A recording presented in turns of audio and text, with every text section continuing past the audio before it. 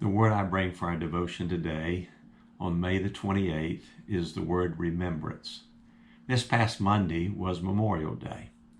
It's always held on the last Monday in May, celebrated this year in different ways than from years past due to COVID-19. But Memorial Day is a day of remembrance. It's a day to remember those men and women who have died while in military service, more specifically from a battle, or died later from wounds that were sustained in a battle. Across our country, flags are put out, parades are held, taps is played, memorial services are held in crossroad communities all the way to our nation's capital. Indeed, a day of remembrance, and rightly so for those who made such a sacrifice.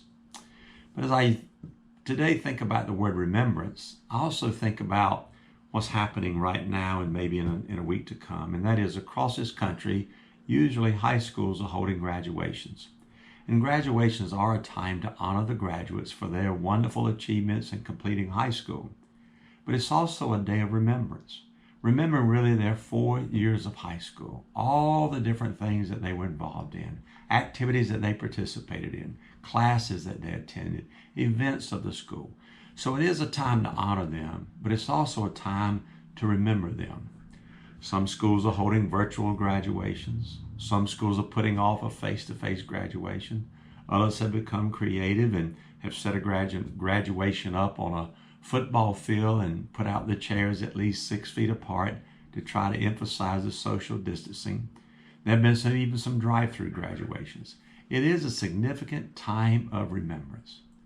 Our church this Sunday will hold a graduate recognition service in the parking lot of Grove Park Baptist Church at 10 a.m. on Sunday morning. This will be a day of remembrance and a day of recognition and a day to honor. But we will be remembering our graduates this Sunday. The Bible is filled with passages on remembrance. In the Old Testament, the people of God are always told following the leaving of Egypt and the Exodus journey and the deliverance from their slavery to remember God and the work of God in their lives. To remember in the Psalms His presence, His power, His holiness, His grace, and so many other things about God. In the New Testament, we find words of instruction with the Lord's Supper, and it means to remember the sacrifice of Jesus Christ for us.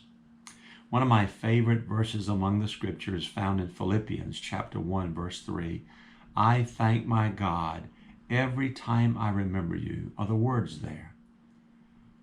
I have indeed thanked my God in all these weeks, every time I have remembered you and remembered Grove Park Baptist Church. We're going to remember this pandemic.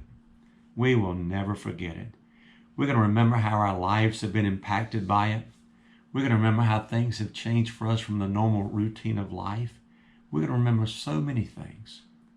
But among the many things, I'm going to remember the many heartwarming stories of acts of kindness and love and helpfulness and grace and service all across this country by children and young people and men and women of all ages, and the way that they have expressed these wonderful things of life. I'm going to remember the strength of people, the resilience of people in their work. I'm going to remember the power of God in this crisis, the love of God and the grace of God and the life-changing work of God. I will remember so much in this crisis, but I will most of all remember God and His work in this. And I pray that you will too, that we'll give thanks to God for His work in our lives through this crisis. And in the years to come, we will remember what God has done in and through this in our lives and across our country and around the world. We will remember God. God bless you and have a great day.